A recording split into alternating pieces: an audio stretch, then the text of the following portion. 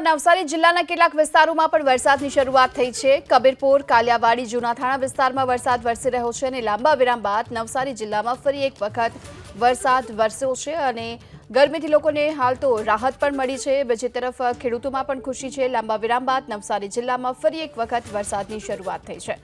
જોકે હવામાન વિભાગે હજુ પણ આગામી 2 દિવસ સુધી વરસાદી માહોલ યથાવત રહેશે અને ખાસ કરી દક્ષિણ ગુજરાતમાં વરસાદી માહોલની સંભાવના પણ હવામાન વિભાગે વ્યક્ત કરી છે। નવસારીમાં અત્યારે વરસાદની શરૂઆત થઈ છે।